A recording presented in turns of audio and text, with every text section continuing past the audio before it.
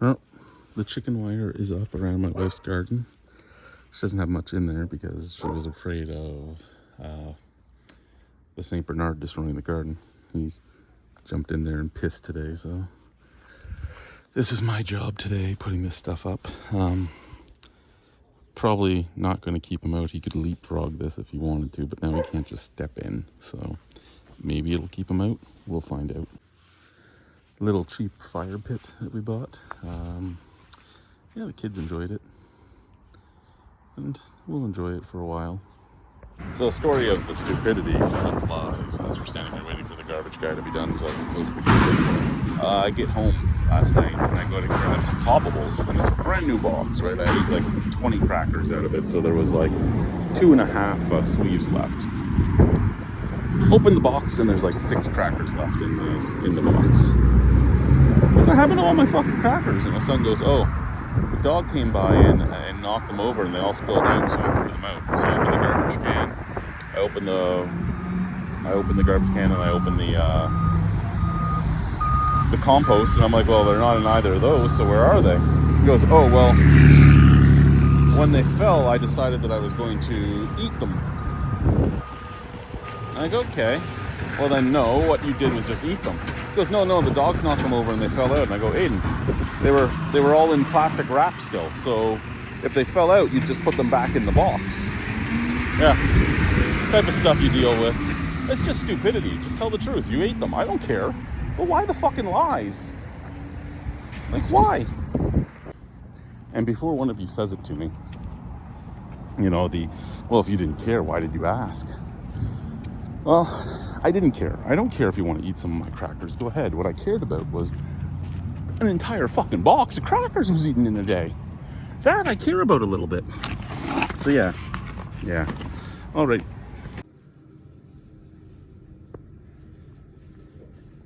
What do you think, mister?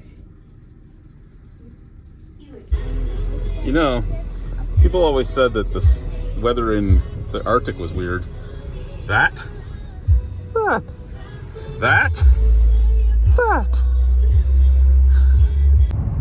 So today's adventure, or misadventure, depending on how you look at it, is we're going to the Western Development Museum in Moose Jaw, and then the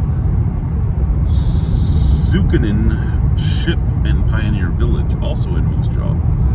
So the Zukinin, I'll tell you the story when we actually get there, but it's a really interesting story. So Moose Jaw is only 46 minutes away. Well, the Development Museum, 46 minutes away from our house. It has felt like it's been a lot longer than 46 minutes. And again, we've discussed this. I think it's because the roads are just flat and straight.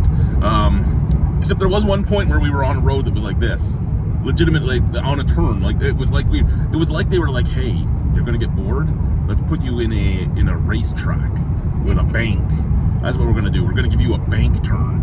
You're gonna have to pay attention because you're on a bank turn. This is how we keep you awake."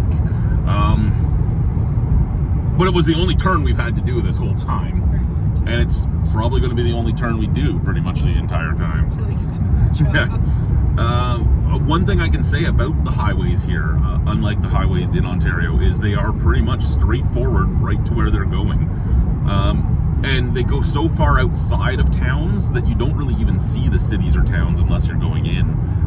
Like when we hit Brandon, we had to turn in, and I mean, Brandon was in Manitoba, but it was still the same type of thing. It was like you kept seeing all these signs for all these places you're passing. Indian Head, Lumsden, everything. But there's no overpasses, there's no nothing. It's just you're looking at this. This is what you're looking at. And then all of a sudden, you're past it. And you never saw it, but you could turn off into it. So it's an interesting way of doing things instead of going right through the center. But yeah, that's all I had. So one thing I can say about Saskatchewan is cities have some of the best slogans, you know. Moose Jaw is apparently the friendly city. Indian Head is the very progressive city. Bigger says New York might be the Big Apple, but we are bigger, and that just gives me a smile. I wanted to move to Bigger just for that. Alicia said no because of the slogan. But each place has a slogan, and they're usually pretty humorous, which is good. Okay, so here we are at the Development Museum. Wasn't a bad ride. Our next stop will be 17 minutes from here, and it's on the entirely other side of the city. Alicia's been freaking out that in Ottawa you'd make it like 3 streets. In Toronto you'd make it 5 feet. Harlow found... Harlow found a car. There's a big hole. We were talking about this, and look at that motor like right behind your head. Like, yeah. What happened to this? I don't know. Why don't you read? So this is a Cessna 195. Very, very close to the caravans that would bring cargo up to us in Deer Lake. A little bit smaller, but pretty damn similar. Then we got an old ambulance. And yeah, we're about to leave the airline hangar. I'll be right there. Do you want a motoboggin? So I've actually seen some of these. Hey, look, a homemade snowmobile. Okay, but like things like this, you can actually still get things like these guys. More modern, of course, but this one would be pulled behind something. But some of them are self-propelled, like this guy here. I actually know somebody that owns one of these. These things are fucking fun. They look like armored personnel carriers, but they're an enclosed personnel carrier, basically a snow machine. But yeah, your Olins and all that look a lot like the motoboggins, and Olins would be what ended up becoming Skidoo.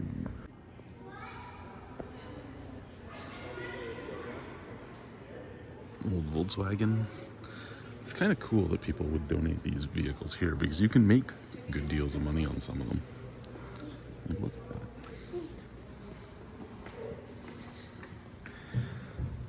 I love the old, like, chromed out vehicles and all that. We got some really old guys over here. Oh, we got some motorcycles over there. Yeah. Look at this. And this is just a little museum in Moose Jaw. Like, really? Really? Yeah, I drove in one quite similar to that. Boychuk has a vehicle very similar to that. Imagine going from one city to another in something like this. Like, just so weird to think of how things have changed. Oh, we got boats over there. We have a Barnett hearse from the 1950s. Like, look at that thing. People buy new hearses. This is what you should buy. Like, this thing looks amazing. Dad, I have trained on boats. Yeah, so have I.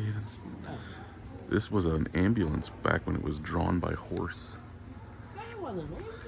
So you still even have, like, the wooden wheels. City of Moose Jaw ambulance. See if, oh, the back door's open. Let's see what it looks like inside.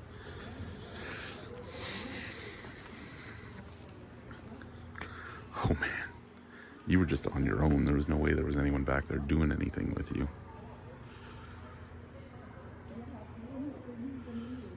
Oh, you can go into a few of the train cars. You can go into that one too. Let's go into this guy first. At least go up onto it.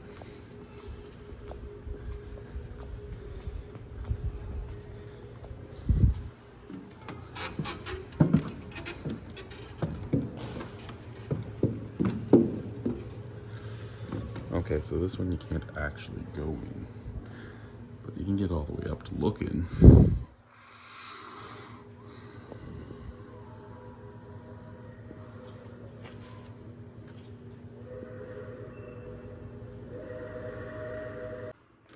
Okay. Hi, Aiden. And that's where you would sit. That's where somebody else would sit. How would you even drive this and see where you're going? They would be sitting on these seats, Aiden. Then how would you control all this stuff?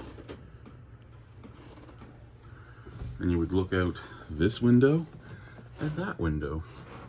That's one tiny window. And you're not going to see much out of that.